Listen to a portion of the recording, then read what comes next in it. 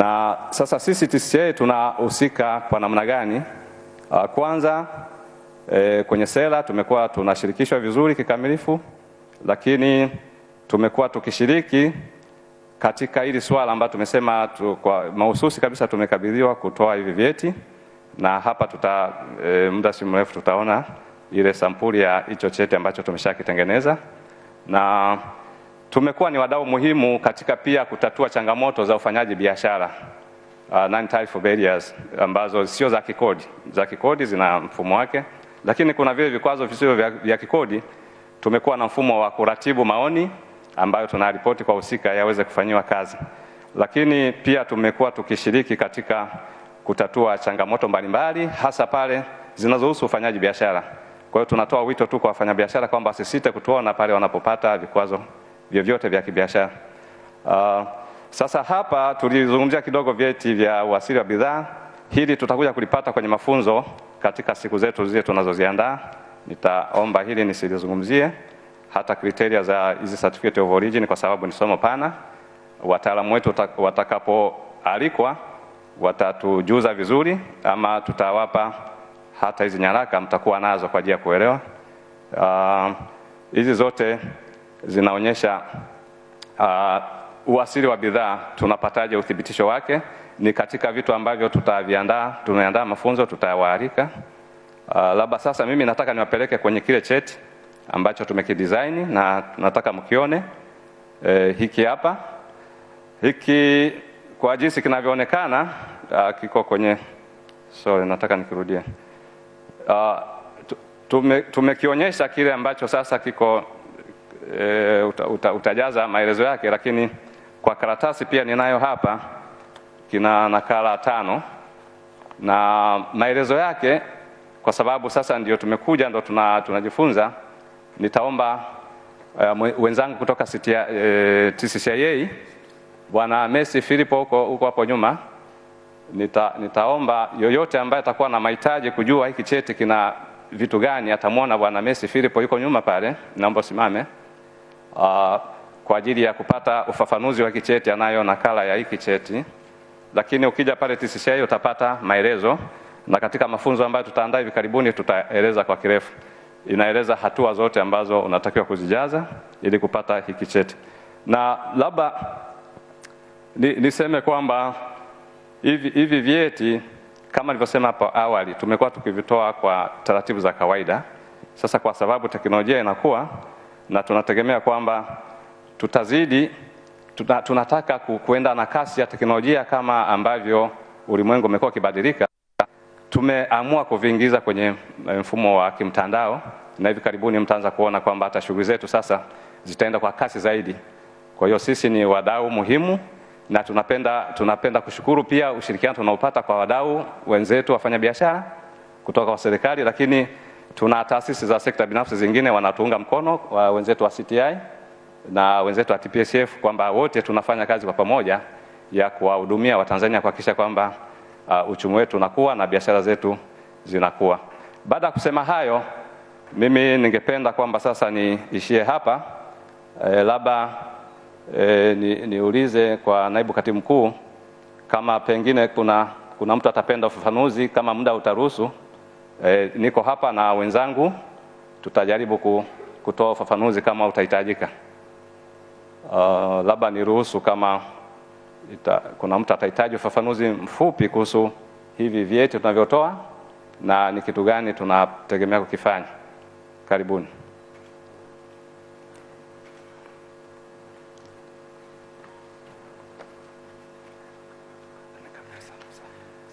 Jamani, tumpashie kidogo TCCIA. Kama tulivyosema, yeye ndio mwezeshaji, kwa maana yale makontena ili yaende ni lazima ujaze kile cheti ambacho kitaonyesha uthibitisho kwamba hii bidhaa imezalishwa kutoka nchini kwetu. Kwa hiyo ni jambo muhimu, kama ambavyo ameeleza. Tutatumia fursa hii kwa wale ambao wapo, tulifahamu kwa hapa, lakini tutakuwa tuna muendelezo wa kuwa na mijadala ya namna hii, lakini mtu mmoja mmoja bado anaweza akafika kwenye ofisi zao kuweza kujifunza. Kwa vile ratiba yetu ina fursa ya kujadiliana, nadhani lile ambalo alilisema kama kutakuwa kuna hoja ya kuuliza swali pale baadaye kwenye majadiliano, basi tutatoa fursa hiyo kwa wakati huo.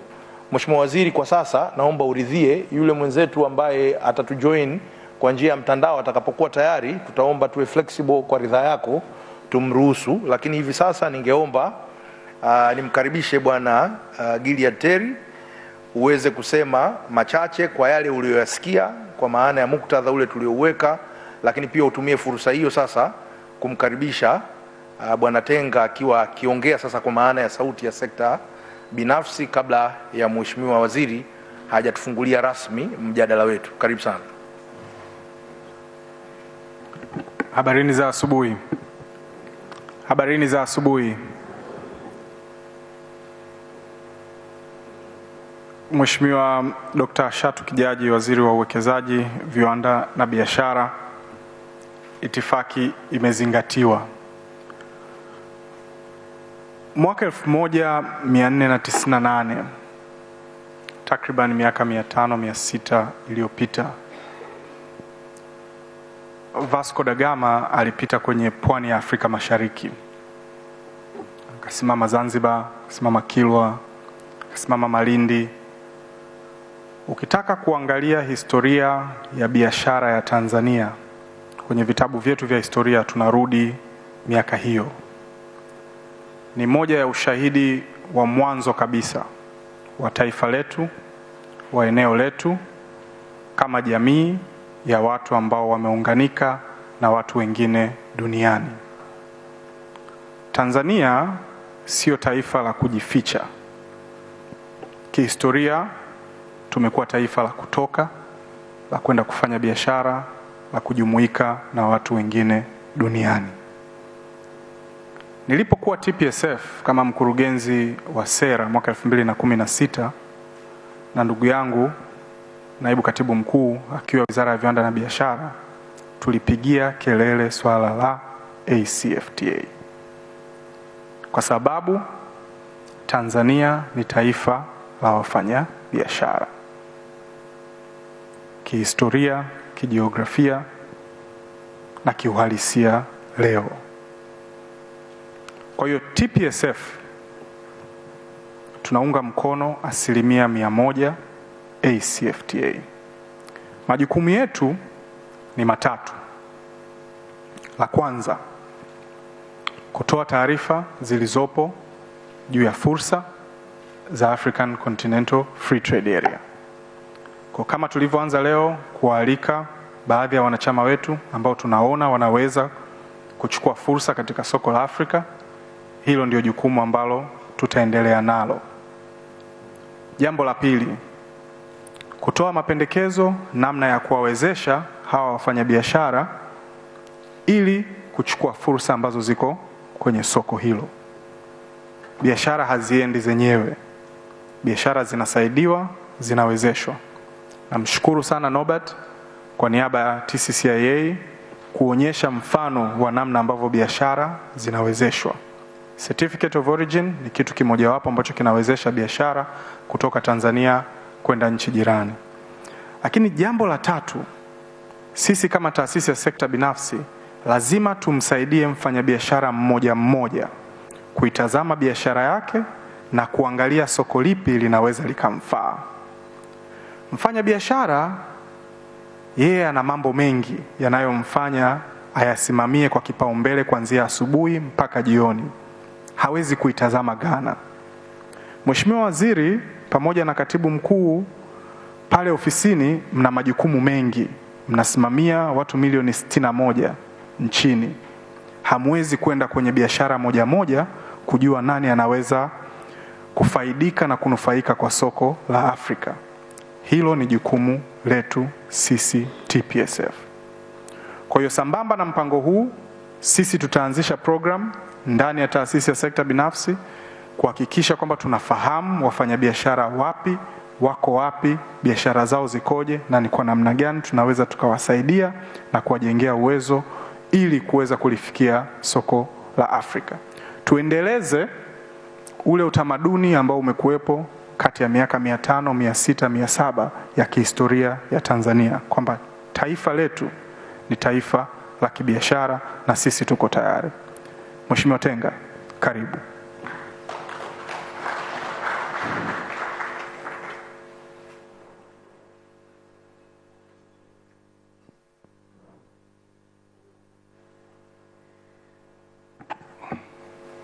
Mheshimiwa Waziri wetu wa wizara yetu ya uwekezaji, viwanda na biashara, Mheshimiwa Naibu Katibu Mkuu, Mkurugenzi Mtendaji wa TPSF,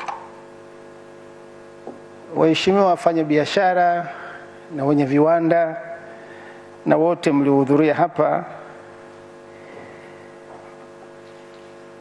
mimi kwa vile nazungumza kwa niaba ya sekta binafsi, naona Terry ameshanizungumzia. Kwa hiyo ningependa niseme kwa kifupi sana ili nisirudie. Kwanza kabisa ni wajibu wetu sisi wafanyabiashara na wenye viwanda hususan, kusema kweli, kutoa pongezi sana kwako Mheshimiwa Waziri na wizara yako.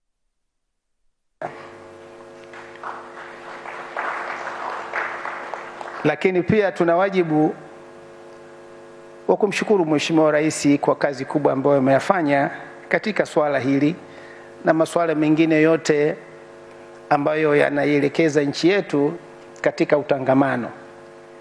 Mheshimiwa Rais amekuwa mstari wa mbele kwa kusema kweli kuhakikisha kwamba tunakuwa sehemu ya dunia kibiashara.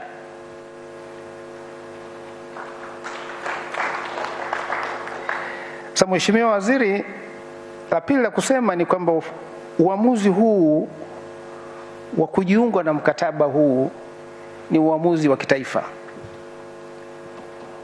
Umefanyika baada ya mjadala wa muda mrefu sana. Terry amesema na Naibu Katibu Mkuu pia amesema kumekuwa na mjadala wa muda mrefu sana na sekta binafsi imehusika kila mara, na hakika TPSF na sisi CTI tumekuwa tunatoa mwakilishi katika haya mazungumzo kwa kipindi kirefu sasa. Sina hakika kama ni miaka 3 au 4, lakini tumekuwa tukituma mwakilishi kwenda kujadiliana kuhusu huu mkataba na jinsi ambavyo sisi kama nchi tutaingia. Kwa hiyo ni jambo ambalo halikuzuka tu, ni jambo ambalo wafanyabiashara na wenye viwanda kwa maana kupitia CTI wamehusika nalo. Na kwa kusema kweli, Mheshimiwa Waziri na waheshimiwa wote ambao mpo hapa, ni jambo jema. Unazungumzia kuwa sehemu ya jumuiya ya watu bilioni 1.4 badala ya kuwa jumuiya ya watu milioni 60, sijui milioni 55 Kenya, sijui 59, sina hakika siku hizi na kadhalika, na kuwa jumuiya moja ya watu bilioni 1.4. Labda China tu kama nchi ndio ina eneo moja lenye watu wengi kuliko hilo. Kwa hiyo ni jambo kubwa na ni jambo muhimu, ni katika dunia ya leo haliepukiki. Tunaambiwa GDP, combined GDP ni kama dola za Kimarekani 3.4 bilioni. Sasa huna njia, uwezi ukasema bado unabaki mwenyewe hata kidogo. Kwa hiyo tungependa tu kusisitiza umuhimu wa jambo hili. Ni muhimu sana, sio jambo ambalo tunaweza kufanya au hatuwezi kufanya, na sisi wenyewe kama wenye viwanda na wafanyabiashara tumekuwa sehemu ya uamuzi huo. Kwa hiyo semina hii, niseme kwa kifupi, ni muhimu sana kwa maana sasa ya sensitization, kwa sababu sasa fursa ipo lakini lazima itumike. Ndio wanavyoambiwa hapa wenzetu wa Kenya, hao kama sisi wako mpakani tayari wameshafanya, Ghana wamefanya, Rwanda wamefanya. Sasa tunavyoambiwa hayo yamefanyika, sisi hatujafanya kabisa. Nadhani Ndio maana nimekupongeza sana Mheshimiwa Waziri, nadhani ni wazo jema na ni lazima lifanyike, tuanze kuhamasishana. La mwisho ambalo nataka nisisitize ni kwamba huu uhamasishaji kwa nini ni muhimu? Kwa sababu kwanza kabisa unazungumzia mfanyabiashara ambaye ana kiwanda chake na mali yake afanye biashara. Huyu mtu hawezi kufanya biashara kama hana uhakika kwamba atafaidika. Kwa hiyo kuna haja ya uelewa, na ndio maana ndio umuhimu wa semina kama hii, mkutano kama huu, na kwamba ni wajibu tuendeleze jitihada za kufanya. Pia lazima sasa tukubaliane tunafanya nini na tujitayarishe namna gani. Nadhani ni naibu katibu mkuu amesema vizuri, amesema mfano pale penye ushindani lazima uangalie yale ambayo unaweza kuyafanya vizuri zaidi, kwa sababu ni ushindani. Kwa hiyo mfano hata kujua tu ni bidhaa gani sisi tuna comparative advantage, hiyo tu yenyewe, kwa sababu mfanye biashara wa kawaida na kiwanda chake na mambo 800 ya kufanya, huko anatafuta hela, huko anatafuta soko, huko bahati mbaya siku hizi mambo mazuri, lakini zamani umeme katika huko. Kwa hiyo akili zake mambo mengi yako. Kwa hiyo vitu vingine lazima tumsaidie mfanyabiashara huyu wetu, na nafurahi kwamba hiyo ndio commitment ambayo tumeipata kutoka wizarani, na tuna viongozi wengine hapa, ndivyo ambavyo tutafanya. Upatikanaji wa taarifa ni jambo ambalo linakuwa taken for granted, lakini sio kila mfanyabiashara anaweza kupata taarifa sahihi za kumwezesha afanye hiyo export. Na hili ni soko sio tu la kuuza, lakini pia na kununua. Mtu mwenye kiwanda chake mathalan amezoea kuleta vitu kutoka China vya kumsaidia kufanya shughuli zake kiwandani, au Uingereza au Ulaya. Sasa unachomwambia huyu mtu, bwana, badala ya kwenda huko, hebu angalia Kenya, hebu angalia Misri, angalia South Africa. Sasa lazima umsaidie, lazima kuwe na njia ya kumsaidia, kwa sababu kusema kweli yeye focus yake ni biashara yake. Hivi vingine kusema kweli mara nyingi. Kwa hiyo ndio wajibu wetu sasa, na nawashukuru sana kusema kweli wizara kwa kuanzisha, kwa maana serikali na sisi private sector, ndio wajibu wetu kuwapa elimu wanachama wetu juu ya nini wafanye, fursa hazikuwa. Maana neno fursa ni very general, fursa zenyewe ni zipi? Kwa hiyo mimi naendelea tu kusisitiza na kuunga mkono kwa kusema kweli kwamba hili ni jambo la muhimu sana, na tuna wajibu wa kuliendeleza. Nisisitize jambo lingine moja la ubora wa bidhaa. Sasa hivi hatuna njia. Tumekuwa kwa maana ya ule ujirani, tunapambana na wenzetu wa Kenya, bidhaa zao Tanbond, Blue Band na kadhalika. Sasa tunaanza ushindani wa Afrika. Mheshimiwa Waziri na wenzangu wote, nadhani wote tunafahamu kwamba nchi zingine za Afrika ziko mbali sana. Huo ndio ukweli wenyewe. Kwa hiyo lazima tupambane, hasa kwenye aspect ya ubora. Haiwezekani ukauza kama bidhaa yako haina ubora ule ambao wa kushindana na wengine. Kwa hiyo hapa ndipo ambapo tunahitaji msaada, kama anavyosema, tuwasaidie vipi wenye viwanda vyetu, vyombo vyetu, mfano hizi regulatory authorities zisaidie vipi, zifacilitate namna gani kusudi kuwe na ease of doing business na kadhalika. Kwa hiyo Mheshimiwa Waziri, mimi naomba nimalizie kwa kusema tu kwamba sisi kama sekta binafsi hili ni jambo letu, hatuna njia, sio kwamba tuna option. It's not that we have an option ya kusema we can do it or not. Hapana. Hii ni dunia ya utangamano, lazima tupambane ili tufanikiwe, na tuna wajibu kusema kweli kuendelea kuhamasisha watu wetu, kuwaelimisha na kuwasaidia wanachama wetu ili wafanye vizuri. Mheshimiwa Waziri, naomba nimalizie hapo, na kwa kusema kweli naomba nitakie kikao hiki mema na kiwe mwanzo wa kazi kubwa ya kuendelea kuhamasisha wafanyabiashara wetu na wazalishaji wetu. Asante sana Mheshimiwa Waziri. Asanteni Mheshimiwa. Na mtazamaji, ni mkurugenzi mtendaji wa shirikisho la wenye viwanda Tanzania CTI Leo Gatenga akieleza yale ambayo anayaona katika mkutano huu na matunda ambayo itapeleka Tanzania mbali, lakini pia Afrika kwa ujumla. Bwana Mohamed Ali ambaye ni mkurugenzi wa idara inayosimamia biashara ya bidhaa na ushindani yuko tayari kuunganishwa.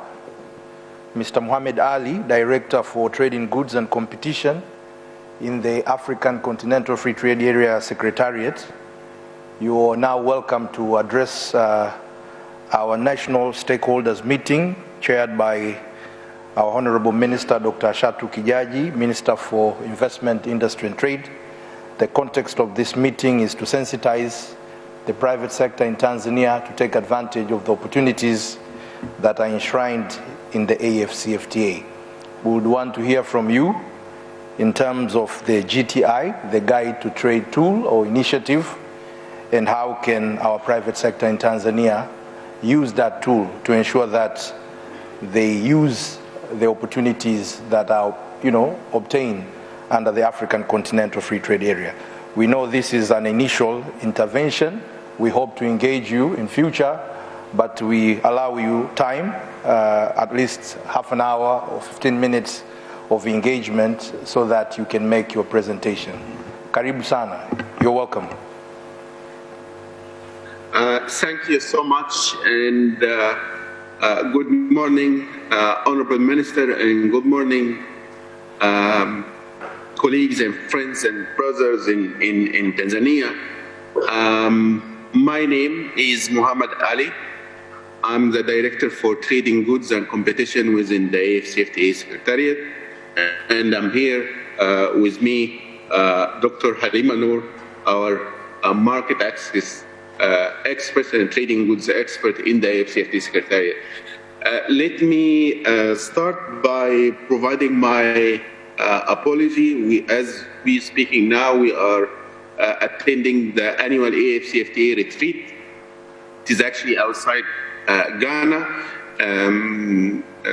We hope that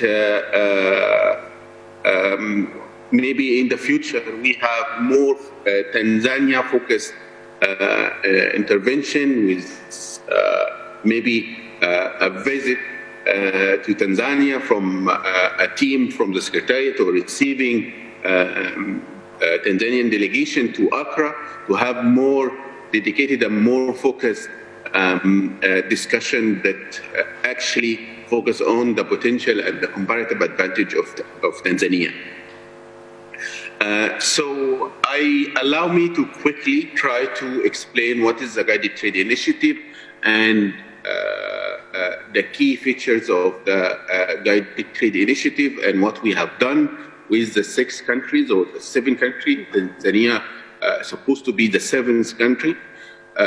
So we will explain what we have done, what is the Guided Trade Initiative is about, and after that we'll be very much interested in hearing some questions around what we have done, what questions about what is the Guided Trade, how it works, any other questions around the agreement in general, and hopefully the next time we come more prepared to more specific examples and more specific cases toward Tanzania. If that's acceptable, allow me to start with the background. We have the agreement of the Afcfta announced that the start of trade officially, our Heads of State said that the start of trade officially is the 1st January 2021.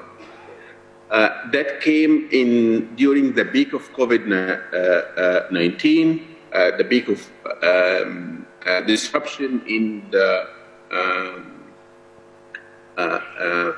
supply chain, disruption in the trade in general. So from January 2021, we haven't noticed a significant or actual trade happening or crossing the border under the Afcfta, even though the agreement entered into force in June 2019. So we, in the HABARI Council of Ministers and in the HABARI Secretariat, we created what we call the first ministerial directive under the HABARI that allowed, we said, let's all move together with at least 90% of the products. The technical term we were using in the Afcfta is category A, the list of products that will be liberalized 100%, which is 90%, and that's what we started with. That ministerial directive attracted provisional schedule of tariff concessions or submission from 29 African Union member states. That was in September 2022. In the third year, or in 2022, we decided to take maybe the initiative one more step further. Instead of just working on the legal instruments in terms of schedule of concessions and in terms of market access lists, we said, why we don't take initiative where we connect governments, we connect businesses to businesses to see what is holding the Afcfta from actual trade. And so it will be difficult to start with the 29 or start with, now we have 37 members that is part of the schedule of concession. We said it will be difficult for us to start with 29 at once or 37 at once. Let's start with some countries. Our initial thought, 5 countries represent the different regions of Africa. After we started, we received maybe requests to be part of the guided trade, and we ended up with the 7 countries for the guided trade that include Tanzania. However, we managed to find or to capture already ongoing trades and to create maybe a channel between the government to speak together, and finally the 7 countries or the 6 countries that we started the trade with, which is Cameroon, Egypt, Ghana, Kenya, Mauritius, Rwanda, and Tanzania, we can say they are online in terms of the legal infrastructure, the trade infrastructure of actually activating the Afcfta. And we established what we call Committee of the Afcfta Guided Trade Initiative, and that committee is crucial for, or the main entry point for any countries that want to engage with the Guided Trade Initiative. So part of the recommendations that we are going to recommend to Tanzania is to actively participate in the Guided Trade Initiative Committee. We are having a committee meeting next month where we invite both the private sector and the government to engage with their counterpart on the potential of trade.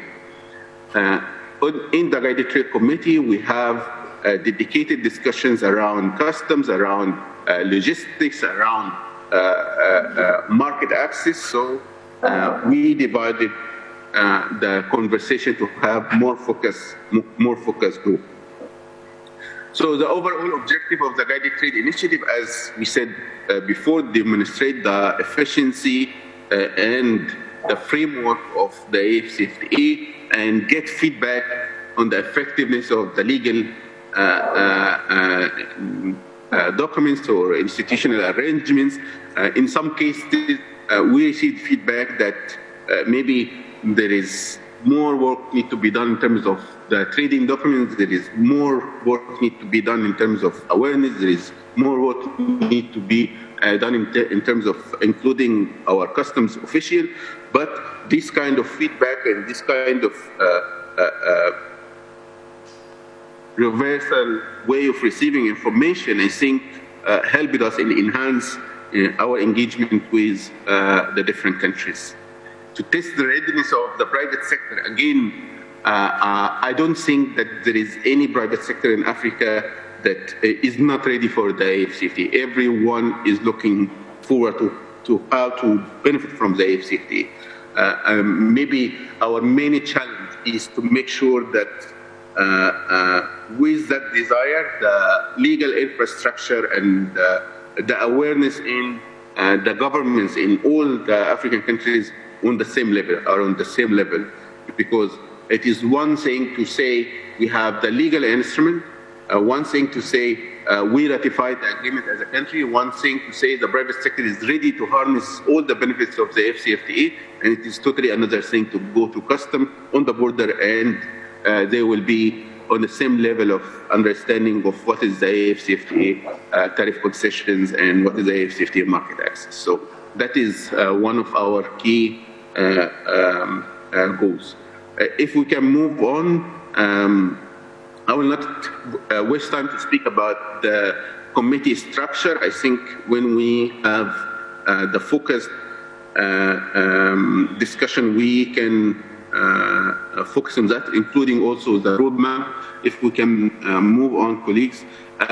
Just here, this is just an example or a showcase of a certificates of origin of actually live products that went under the AfCFTA. We can see the products from Ghana, Kenya, Cameroon, Egypt, Mauritius, and Rwanda.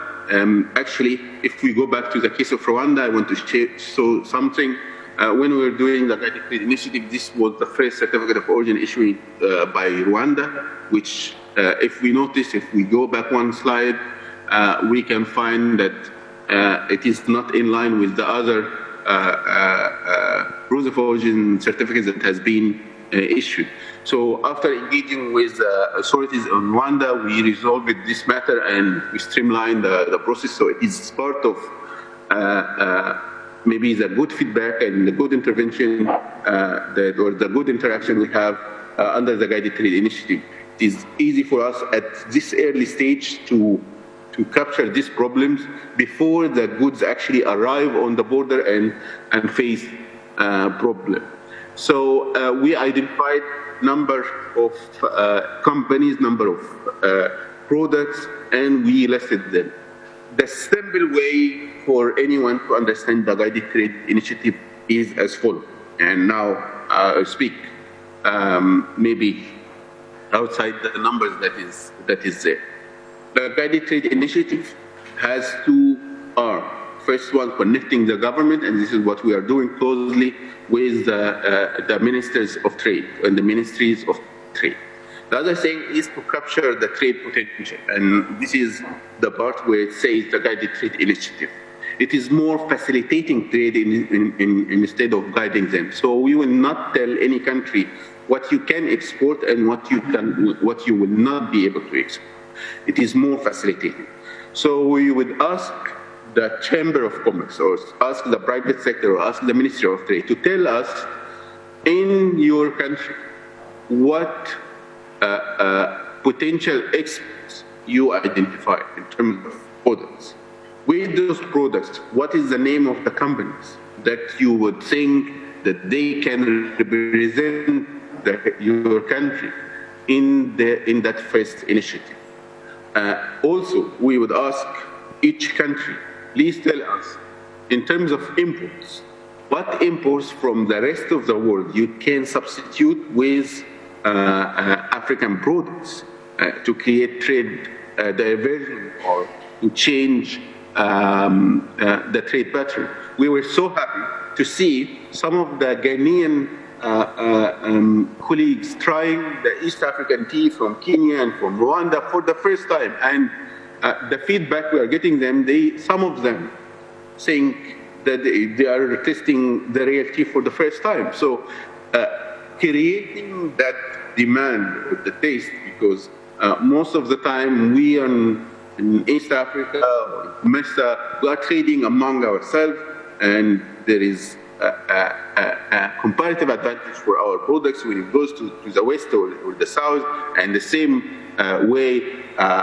the West are they are, or the countries in the West, they are rich in many other products that we can complement each other. Also, another aspect of the guided trade is moving up in the value chain. We can't continue speaking only about trading tea versus coffee versus cocoa. No, we also, we would be focused on, or we will focus on the activities and the economic activities that will take us up in the value chain. But again, a guided trade initiative is not something that is only led by the Secretariat. We're creating committee from the member state to guide the trade, and we continue to provide support for that. If we can go to directly, this is examples for the trade that happened. If we can go to the lessons learned.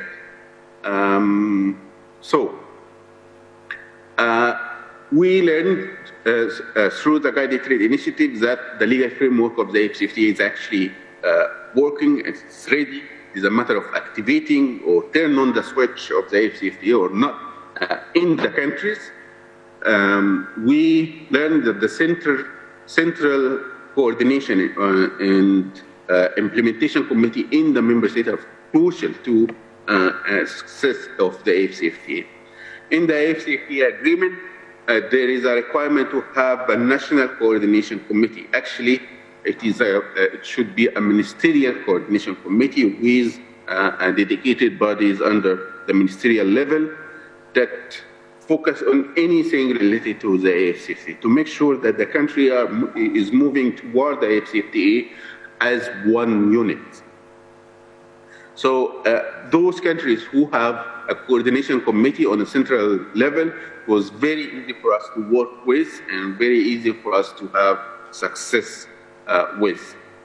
Number three, the logistical arrangement and capabilities for the in Africa in general, and it is known, continue to be a problem for us. And that one of the feedback that we received, and I think we are proposing some ideas or some solution to that. There is a need for us to promote and engage more with the private sector. And in here, I want to say that we are having our first business forum of the Afcfta in March, and we will be more than happy to receive business sector from Tanzania. And one of the core focus of that business forum will be the activation of the guided trade initiative. Also, the trade finance aspect of the trade also we noticed, and we are working. Maybe some of us noticed that the Afcfta is signing MOUs and signing agreements with the financial banks and big banks to provide financial solution to the business in Africa, and specifically for the small and medium enterprises. But what I want to focus on the most, instead of just going line by line, what is the lessons learned? Again, that is not, maybe we can do more focused discussion, but what is the most important thing is the last one. There is a need for trade aggregators in order to leverage the economies of scale of our trade. Our heads of states and government in Niger in the extraordinary summit last year, one of their decisions that they were calling upon the different state parties of the Afcfta. We use the word state parties when we speak about the Afcfta. They called upon state parties to create Afcfta trading companies. Again, I will repeat. Create Afcfta trading companies. So here in Ghana actually started the real process, and they created the Afcfta, Ghana Afcfta trading company. What this trading company will do will act as an aggregator. whether it is in a format of public-private sector partnership or it is 100% owned by the private sector, it is a trade aggregator. Trading company has been proven in the past in different economies that it can significantly contribute to the economic transformation in the early stage of opening the market and economic development. We've seen that Samsung, now it is a mobile company, started as a trading company for rice. Mitsubishi in Japan, Ford in the US, many companies in Turkey, many companies in Europe. All of the big giants now, they started as a trading companies, and they helped the economies to strive and to develop. So why we don't have, or why we don't start this approach here in Accra, here in Africa, not going back as the 1970 or 1960, but to see what is the lessons, the good lessons that we can copy from these trading companies.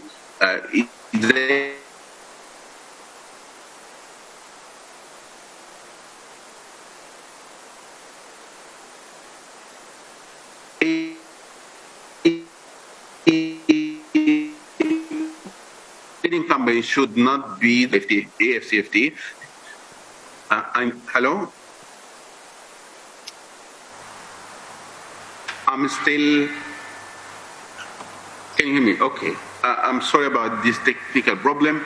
I was saying that the trading company is the approach that we are trying to work with the different countries on. Trading companies can allow the countries to find the right economies of scale to reduce the cost of transport, can provide the countries information needed about the demand, because if, let's say, if Tanzania trading company is dealing with Ghana trading company will have the information on what is the Ghanaian market needs and what is the Ghanaian market can send in the same way the Tanzanian trading company will have the same information. So the business match and the volume of trade can easily be predicted and executed. So that is one of the main things that we are trying to come up with in the near future, announcing the different countries' trading companies. We have Ghana again being in the pilot countries to create, the first country to create AFCFTA trading company. It would be great to have a Tanzania trading company announced anytime soon. If we can move on. I think this is a checklist for what is required to be part of the guided trade initiative. I think our cooperation or our engagement with Tanzania is beyond that. We know that Tanzania have done all of that. And a way forward for us, again, establish a national and regional AFCFTA trading company, establish have a dedicated discussion around transport and logistics for the Tanzanian products to be part of the guided trade initiative.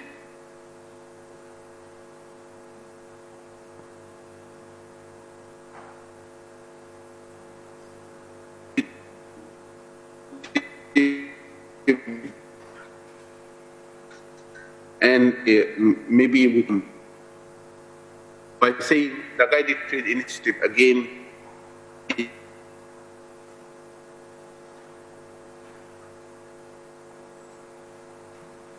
it is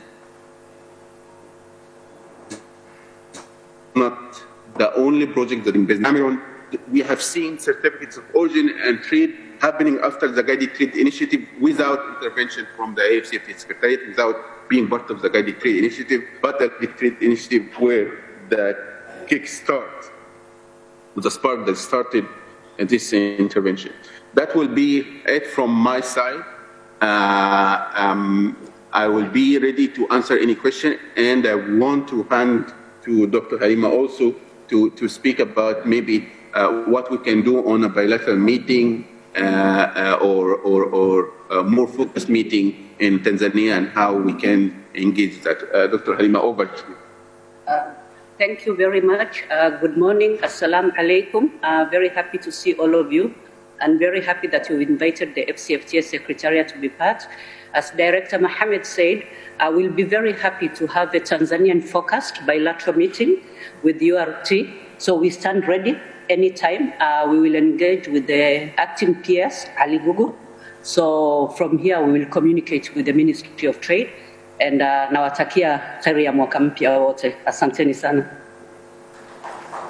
Okay, thank you so much, and that will be our presentation, and we are available for any question to answer if needed. Thank you. Mohammed and Halima, I hope you have already started learning Swahili by now. Mheshimiwa Waziri na ndugu wajumbe, nadhani sasa hivi mnafahamu lugha yetu ya Kiswahili ni sehemu ya lugha rasmi zinazotumika katika mikutano ya Umoja wa Afrika. Kwa hiyo ningependa kwa kuanzia hapo katika yale aliyosema Mohammed, moja ya vitu ambavyo vya kuvichukua, one of the takeaways, ametukaribisha kwamba kuna AFCFTA forum linafanyika tarehe 8 hadi 10 Cape Town, South Africa, na sisi wote tumealikwa. Malengo na ile tukiingia hata kwenye website tutawatumia na link, na kwa vile tupo tutajaribu kushare zaidi. Jambo kubwa ambalo nimepiki kwenye hilo alilolisema, kauli mbiu ya kongamano la ufanyaji biashara kwenye Afrika la mwaka huu litakalofanyika South Africa lina kauli mbiu inayosema tujenge pamoja forum 2023. Tujipigie makofi jamani. Kwa hiyo Mr. Mohammed, we thank you very much as a secretariat, and we want to ensure you our private sector and the public sector will be able to attend the forum scheduled in March 8th to 10th. Mheshimiwa Waziri, jambo la pili ni hili ambalo amelimalizia Halima. Nadhani wenzetu tumewasikia, wamesema wako tayari kufanya kazi na sisi kuhakikisha kwamba tunasaidiana ili ninyi muweze kuwezesha biashara zenu ziende kule kwenye soko lile la Afrika. Mheshimiwa Waziri, na sisi kama wasaidizi wako tuko tayari. Nadhani tulishaanza maongezi nao wenzetu wa secretariat. Nadhani baada ya mkutano ule wa maraisi mwezi Februari tutaanza kuwa na mikutano mikubwa sasa ya wadau kuweza kuyajadili haya ambayo tumeanzisha leo katika mkutano huu. Jengine ndugu zangu ambalo Mohammed ameligusia ni kwamba wanatusubiri sisi tuseme ni bidhaa gani tunataka tukaziuze kwenye jumuiya au umoja ule wa Afrika. Products kwa maana ya exports, lakini pia tu identify imports ambazo pengine leo tunaziagiza kutoka Ulaya, Marekani, lakini kumbe ziko Afrika. Ni zipi?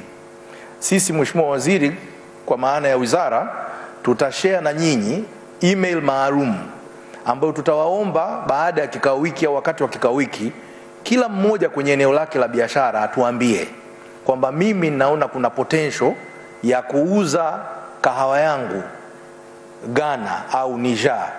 Mimi nataka kuuza korosho yangu. Mimi nataka kuuza ufuta. Kwa sababu lazima iwe ni kampuni na biashara mahususi au bidhaa mahususi kama ambavyo alivyotuambia. Lakini pia kama wewe ni mchakataji huko kwenye kiwanda, basi useme kama una malighafi ambazo unadhani leo unazitoa nchi fulani kwenye bara jingine tofauti na Afrika, na unadhani hiyo bidhaa inaweza kupatikana Morocco, Misri, pia nayo utuambie. Kwa sababu hii ni majadiliano au ni ushirikiano wa nipe nikupe. Kama ambavyo tumeona kwamba huyu amepeleka hiki Ghana na yeye amepokea hiki kutoka Ghana. Na hiyo ndio ile boosting inter-Africa trade, ndio kukuza biashara ya Afrika. Kwa ndugu zangu, tutatoa ile email, tutawaomba kupitia mkutano wetu huu tupate maoni yenu ili sisi sasa tuwezeshe kuhakikisha kwamba hizo bidhaa ambazo mngependa kuziuza Afrika tuweze kuzifanyia kazi. Lakini Mheshimiwa Waziri, kwa maana ya upana wa lile aliloliongea, kuna swala lile la ushirikiano. Amesema kuna umuhimu wa kuwa na aggregators ili kuwa na economies of scale. Kuna maeneo pale tunapokuwa ni wafanyabiashara wadogo na wakati ni muhimu tukajumuisha nguvu zetu pamoja ili kujenga nguvu ya soko. Hilo pia amelihamasisha sana katika maelekezo yake au maelezo yake. Lakini la mwisho mheshimiwa ni la taarifa ambalo la wenzetu tutaendelea kuengage. Sisi kama wizara kwa maelekezo yako tumeshaandaa rasimu ya mkakati wa utekelezaji wa CFTA, mkakati wa kitaifa. Wengi wenu tumewashirikisha, rasimu imekamilika katika yale ambayo TPSF wamesema na TCCIA wamesema na CTI wamesema kwa maana ya kuongeza ushirikiano, engagement. Tutakuja na rasimu tuijadili ili na nyinyi muone ile rasimu ya mkakati kama inatufaa kama nchi kuhakikisha tunafaidika na hili soko. Mheshimiwa Waziri, baada ya kusema hayo, ningeomba sasa nikukaribishe kwa ajili ya kuongea na hadhara hii. Karibu sana. Na mtazamaji wa TBC1 sasa, naibu katibu mkuu Wizara ya Uwekezaji, Viwanda na Biashara kimwalika waziri mwenye dhamana ya uwekezaji, viwanda na biashara kuweza kuzungumza katika mkutano huu ukijadili eneo huru la biashara Afrika na namna ambavyo wafanyabiashara wataweza kuchangamkia fursa kwa nchi ambazo iko ndani ya bara la Afrika.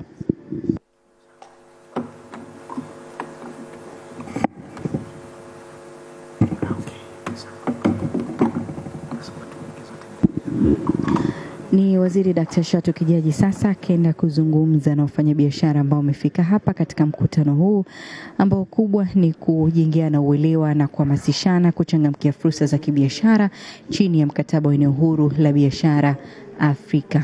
Ndugu Ali Gugu, naibu katibu mkuu Wizara ya Uwekezaji, Viwanda na Biashara. Kaka yangu Leodiga Achila Tenga, mkurugenzi mtendaji wa CTI na leo ukiwakilisha sekta binafsi kwa ujumla. Gilead Terry, mkurugenzi mtendaji wa TPSF, nimefurahi kukuona kwamba umerejea na tuko nasi. Ndugu zangu sana ambao ni walengwa wa tukio letu la leo, wafanyabiashara na wawekezaji, watumishi wenzangu wa serikali mliopo nasi hapa, ndugu zangu waandishi wa habari, mabibi na mabwana, Jamhuri ya Muungano wa Tanzania. Nianze kwa kumshukuru sana Mwenyezi Mungu mwingi wa rehema ambaye ametukutanisha sisi hapa asubuhi siku hii ya leo kwa ajili ya jukumu hili muhimu sana, kwa ajili ya kuongea kwa pamoja tunaanzaje, tunanufaikaje, tunajua tunaanzaje sasa kuifanya biashara katika eneo huru la biashara Afrika. Naomba niwapongeze wote mlioshiriki pamoja nasi.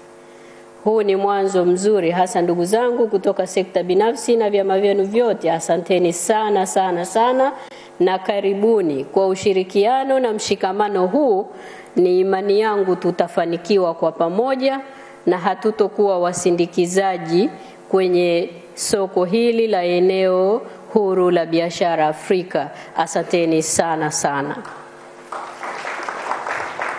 Kwa watendaji wenzangu ndani ya serikali, lakini ndani ya Wizara ya Uwekezaji, Viwanda na Biashara, tumechelewa kidogo na lazima tukimbie sasa kuona jambo hili linafanikiwa na taifa linanufaika na jitihada ambazo Mheshimiwa Rais wetu, mama yetu Mheshimiwa Samia Suluhu Hassan anazifanya katika kuifungua nchi yetu, kuiunganisha nchi yetu na dunia kupitia diplomasia ya uchumi.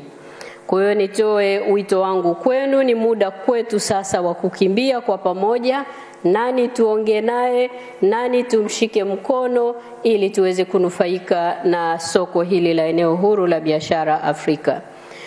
Ndugu zangu, naomba nitumie nafasi hii kurejea yale ambayo wameyasema wenzangu waliotangulia na walikomalizia, kaka yetu Muhammad Ali pamoja na Halima kutoka Secretariat ya eneo huru la biashara Afrika, kwamba uamuzi huu wa mataifa ya Afrika kuanzisha eneo huru la biashara Afrika ni kutokana na ukweli kwamba hata baada ya miaka 50 ya uhuru wa bara letu la Afrika, bado hatufanyi biashara ya kutosha baina yetu ndani ya Afrika.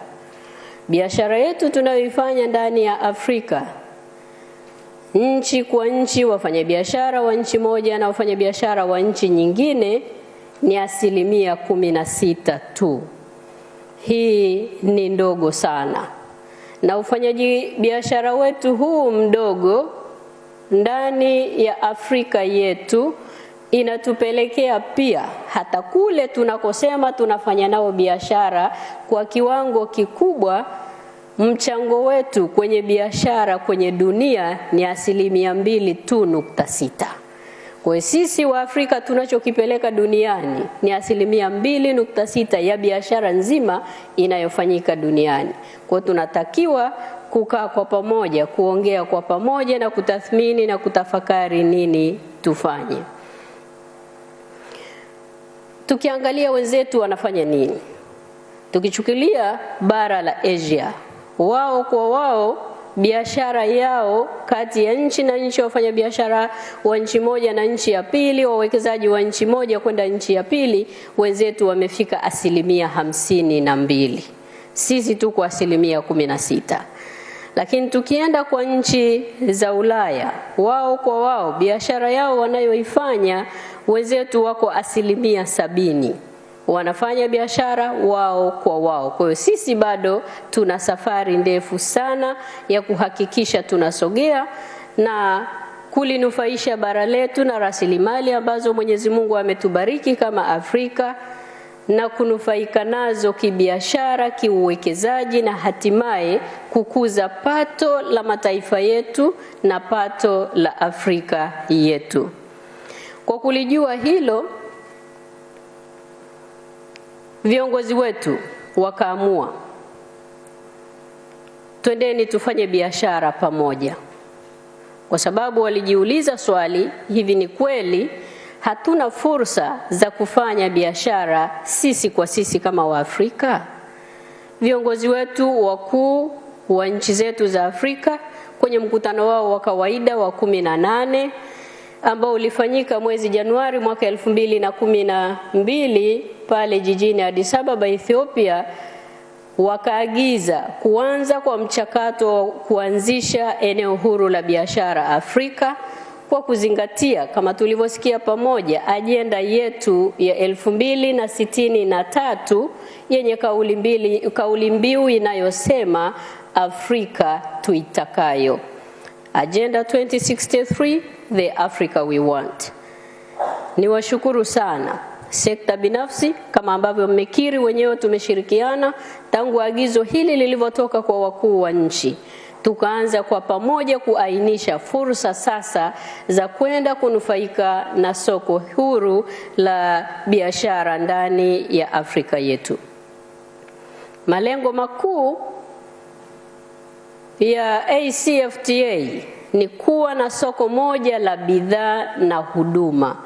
Ndio maana leo tuko hapa, wazalishaji wa bidhaa yani CTI wako na sisi, lakini ndugu zetu wasafirishaji mko na sisi hapa kama watoa huduma, ili tuongee kwa pamoja ni huduma zipi tunazipeleka ndani ya Afrika yetu. Lakini ndani ya taasisi za fedha tuko pamoja kujua ni huduma zipi tunataka basi tuzipeleke ndani ya Afrika yetu, ili tunufaike sisi wenyewe, taifa letu na Afrika yetu kwa ujumla.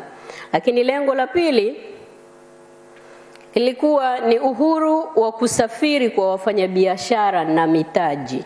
Uhuru wa kusafiri kwa wafanyabiashara na mitaji. Tusafiri ndani ya bara la Afrika tukiwa huru bila vikwazo vyovyote. Tusafirishe mitaji yetu kutoka nchi yoyote ndani ya Afrika kwenda nchi nyingine ndani ya Afrika yetu. Jambo jingine ilikuwa ni kuimarisha ushirikiano wa biashara na uwekezaji miongoni mwa nchi za Afrika. Nini tunawekeza pamoja? Kama tulivyosikia, tunahitaji aggregators wa ndani ya nchi lakini nje ya nchi yetu, ndani ya Afrika yetu, ili tuongeze mchango wetu kwenye ufanyaji biashara duniani. Mtanzania mfanyabiashara, Mtanzania mwekezaji, kupitia faida hizi na fursa hizi, huzuiwi kumtafuta aggregator kutoka nchi yoyote Afrika, tukaungana kuzalisha bidhaa zinazokidhi viwango vya soko la Ulaya, tukapeleka kuuza Ulaya. Hatuzuiwi kuungana ili tufikie viwango vile ambavyo tunajiona sisi wa Tanzania hatuna, ili tufikie soko la Marekani.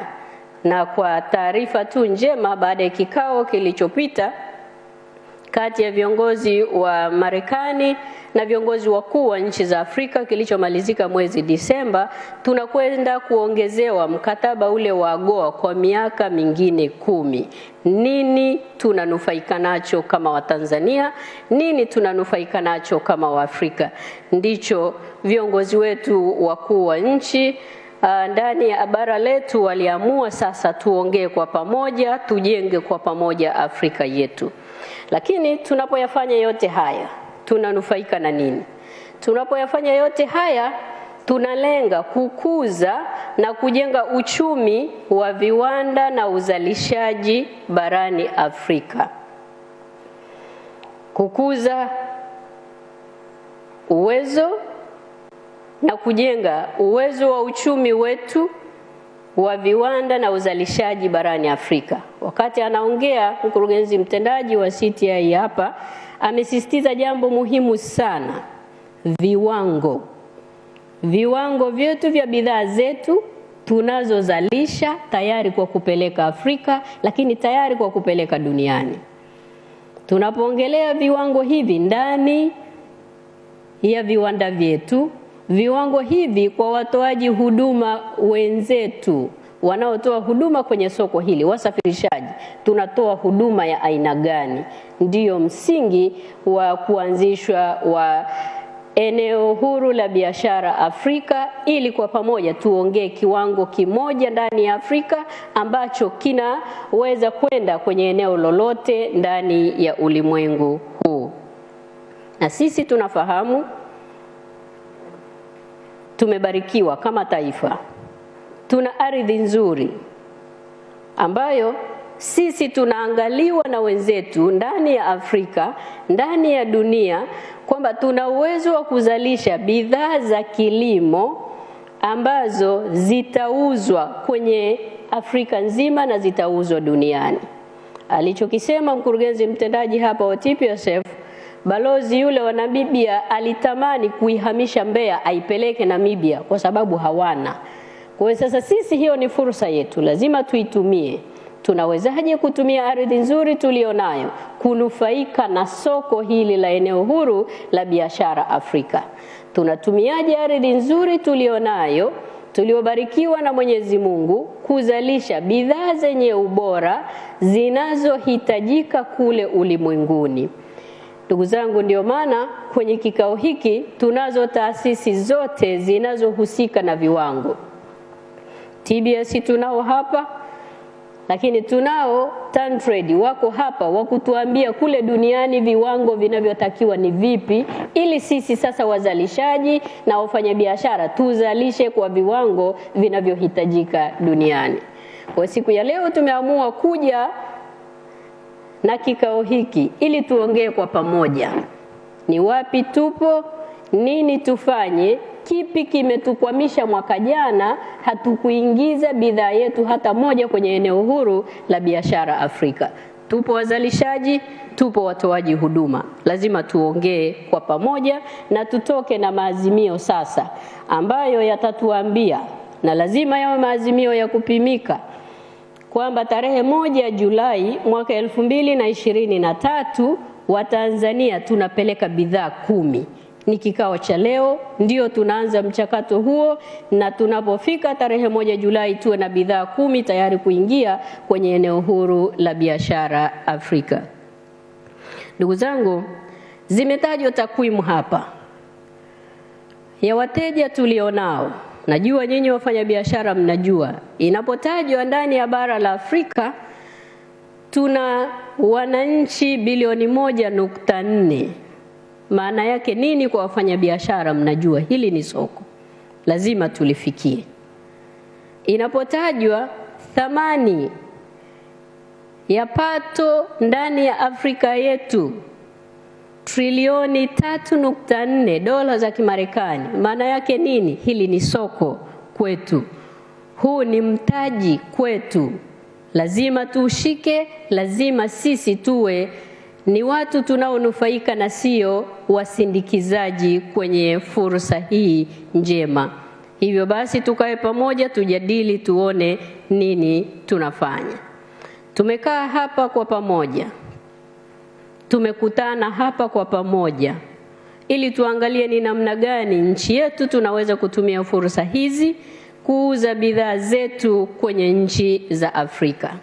Wakati watangulizi wangu hapa wanaongea, walisema Tanzania ni moja ya nchi 8 ambazo sisi tumekubaliwa kuwa ni nchi za mwanzo kunufaika na soko hili la eneo huru la biashara Afrika.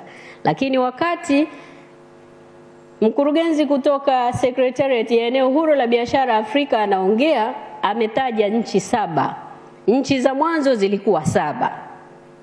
Tunisia haikuwepo.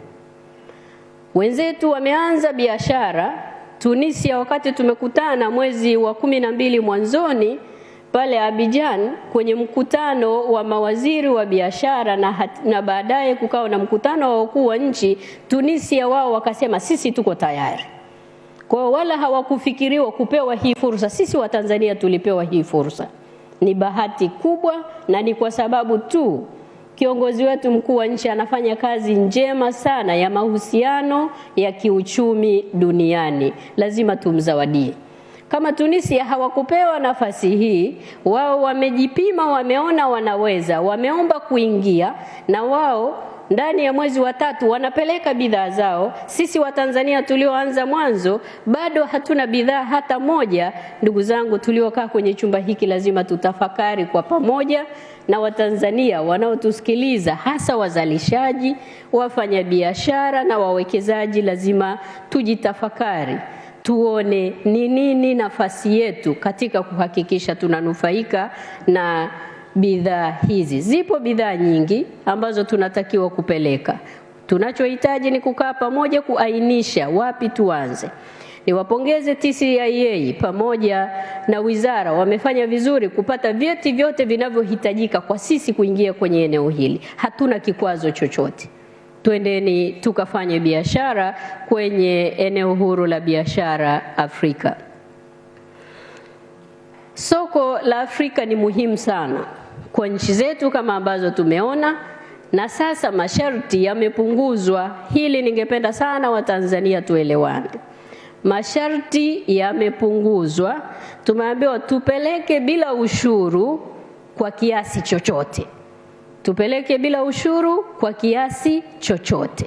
Tunaposema sisi wa Tanzania tupeleke bila ushuru na kwa kiasi chochote, nchi zote 54 za Afrika zinaongea hii lugha. Maana yake nini? Tusipoanza sisi kupeleka, wao wataleta. Kwa sababu tupo ndani ya mtumbwi huu mmoja. Kwa hiyo tusipopeleka sisi, wao wataleta. Ni ndoto ya waasisi wa mataifa yetu ya Afrika.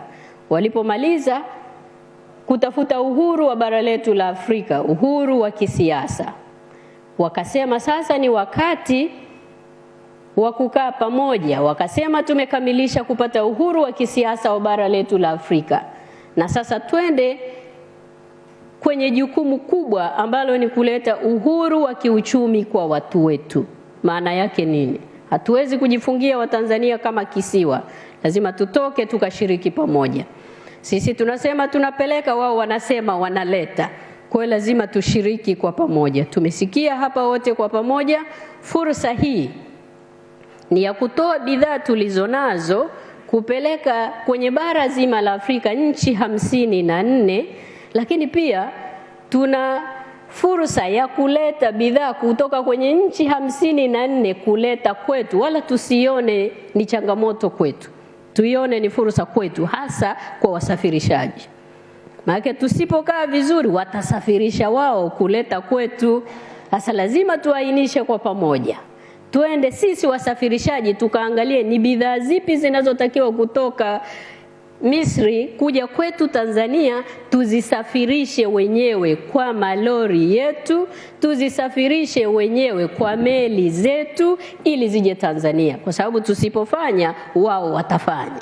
Sasa ni muhimu sana tukae, tusije kugeuka walalamikaji ndani ya taifa letu, ili tunufaike na soko hili tulilonalo.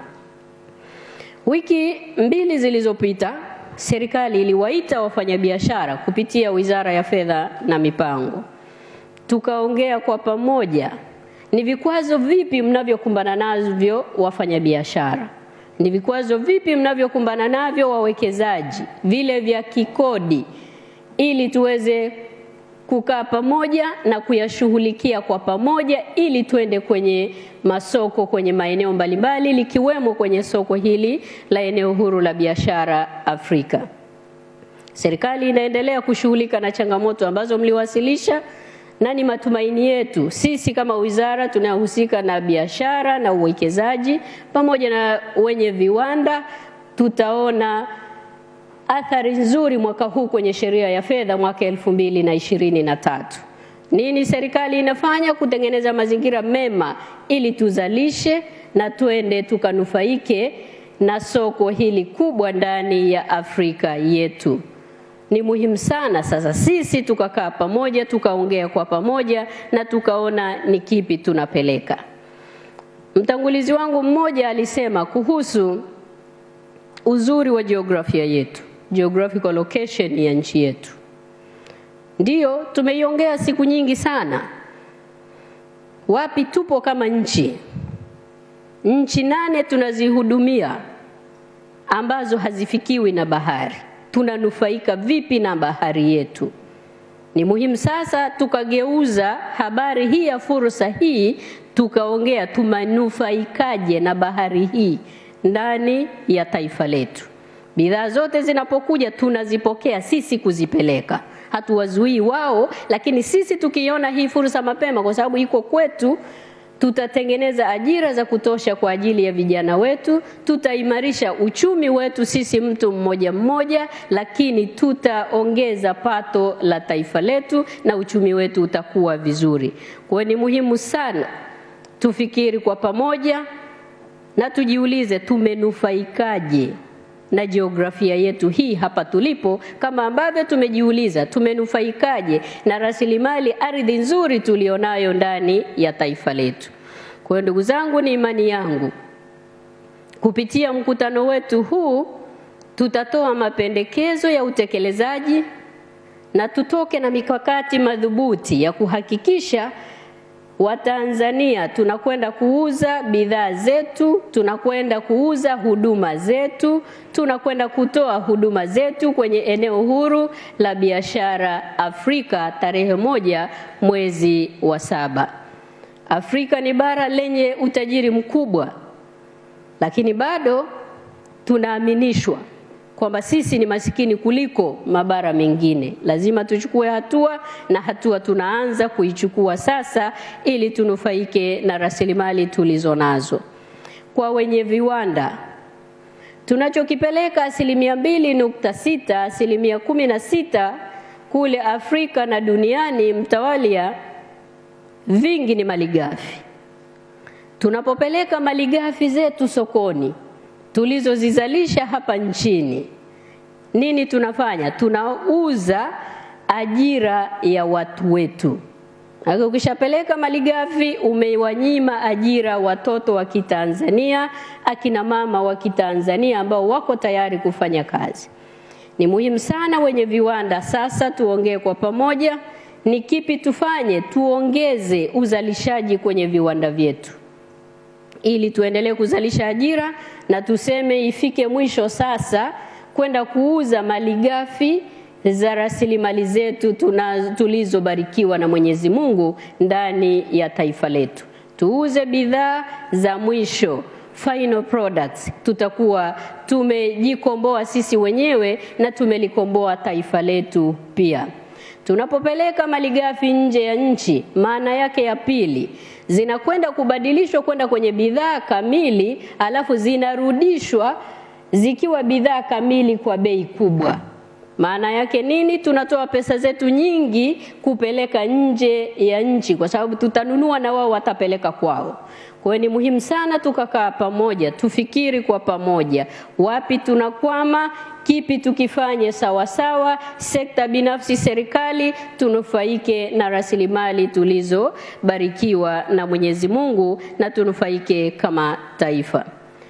Ni muhimu tukafahamu, tukiendelea kujifungia ndani, tutabaki peke yetu. Na mwisho wa siku, tutaanza kulalamika. Nitoe mfano mmoja. Siku mbili hizi nikawa napata jumbe nyingi kwenye simu yangu. Wiki mbili zilizopita tulitoa tamko la kutokuingiza malighafi ya chumvi ndani ya nchi yetu, na hiyo inabaki hivyo. Na irejea tena, hatutoingiza malighafi ya chumvi ndani ya nchi yetu mpaka chumvi ya wazalishaji wetu, chumvi ghafi ya wazalishaji wetu itakapokuwa imekwisha. Nimepata jumbe nyingi sana za kunipongeza, na juzi nikaongezewa jambo jingine. Nikaambiwa, Mheshimiwa Waziri, sasa umezuia hili, tunaishukuru serikali. Sasa tunakuomba uzuie na chumvi ambayo ni final product kutoka Kenya isiingie ndani ya nchi. Ndugu zangu, tutaumia. Tuko kwenye Jumuiya ya Afrika Mashariki. Tuko kwenye eneo huru la biashara Afrika. Tusijifungie ndani. Tutoke nje, tusimame pamoja, tuongee kwa pamoja. Tumeambiwa hapa biashara sio vita. Tuungane, tuunganishe mitaji yetu, tuanzishe viwanda vya bidhaa zetu tunazozizalisha ndani ya nchi. Kujifungia ndani si suluhisho. Lazima tushiriki kama Jumuiya ya Afrika Mashariki, tushiriki kama Afrika kupitia soko la eneo huru la biashara Afrika, na tushiriki kwenye dunia. Fursa mbalimbali zimefunguka. Ukifunga we mlango kwa mwenzako utaingiaje? Kwa lazima tukubali dunia. Tanzania yetu sio kisiwa, tuko ndani ya ulimwengu. Lazima tushiriki. Yale ambayo tunaona yanafaa kusema hiki hapana, tutasema hiki hapana. Lakini yale ambayo sasa tunaona huku sio, hatuwezi kuingia huko. Niwaombe sana ndugu zangu, twendeni tuwekeze kwenye viwanda, twendeni tukafanye biashara. Masoko yamefunguka. Mheshimiwa Rais amefanya kazi kubwa ambayo tunatakiwa kumpongeza sote kwa pamoja. Yeye kupitia eneo huru la biashara Afrika, yeye amechaguliwa kuwa kinara wa biashara katika eneo huru la biashara Afrika kwa wanawake na vijana. Wanawake tumefanya nini kumfanya rais wetu aendelee kuwa kinara?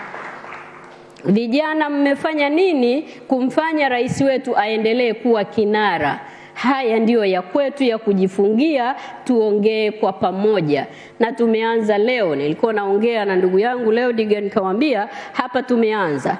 Tutahitaji kuwa na maazimio, lakini tutahitaji kuwa na vikao hivi kupitia sekta moja moja. Sasa tukae na wasafirishaji peke yenu, mtuambie chama cha wasafirishaji kuna nini kinawakwamisha kupeleka bidhaa zetu kwenye maeneo mengine ndani ya Afrika.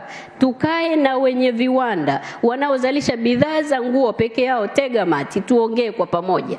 Kipi kinatukwamisha tuvuke hapa tulipo, tupeleke nguo nje ya nchi yetu, tusipeleke pamba yetu 70% nje ya nchi. Lazima ifike sehemu tuongee kwa pamoja na tuvuke. Naamini kikao chetu cha leo kitafungua mlango na tuongee kwa pamoja ili tusafiri kwenye safari hii ya pamoja. Nilikuona ndugu yangu wa kahawa kutoka Kagera ukiwa unatikisa kichwa wakati zinatajwa hizi takwimu. Ndio hali halisi. Na tusipoamua sisi kuibadilisha hii hali halisi, watoto wetu watakuja kutucheka. Lazima tuamue pamoja. Mheshimiwa Rais ameamua, na sisi wizara tumeamua. Twendeni tuamue, nyinyi wenye viwanda, twendeni tuamue wafanyabiashara, watoa huduma, tukatoe huduma ya kimataifa. Baada ya maneno haya, naomba sasa nisiwe muongeaji kwa sababu mengi mnayo nyinyi. na niwaombe sasa nikae chini ili tuongee kwa pamoja kuhusu tarehe 1 mwezi wa 7 2023 tunapeleka bidhaa ngapi kwenye soko la eneo huru la biashara Afrika. Asanteni sana kwa kunisikiliza. Mungu ibariki Tanzania, Mungu ibariki Afrika. Sisi watoto wa Tanzania tuko tayari kuingia kwenye eneo huru la biashara Afrika. Asanteni sana. Na mtazamaji wa TBC1 ni Waziri wa Uwekezaji, Viwanda na Biashara Dr. Shatu Kijaji akieleza yale ambayo ameweza kuyaainisha katika nyanja mbalimbali, akigusa katika maeneo mbalimbali, lakini kubwa hapa ni katika kueleweshana, kuhamasishana, kuchangamkia fursa za kibiashara chini ya mkataba wa eneo huru la biashara Afrika. Na sasa ni wadau mbalimbali na wenyewe wakitoa maoni kwamba sasa wanaanzia wapi katika kuipeleka Tanzania, ama wanaanzaje ili kulifikia soko huru la biashara. Tupate kusikia kile kinachoendelea.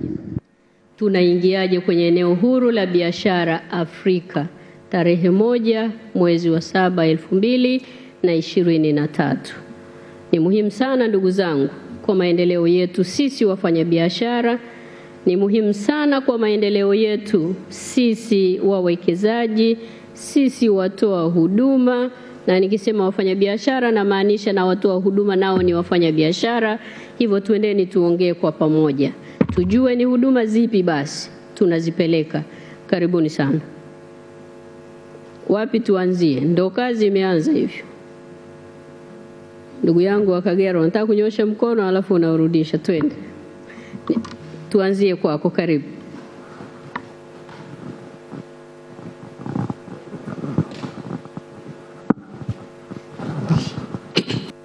Mheshimiwa Waziri wetu wa Uwekezaji, Biashara na Viwanda na wizara kwa jumla na walioandaa kikao hiki, na washukuru pamoja na serikali yetu kwamba at least finally tumekumbuka kwamba tukaitana tujadili mambo ya African Continental Free Trade Area.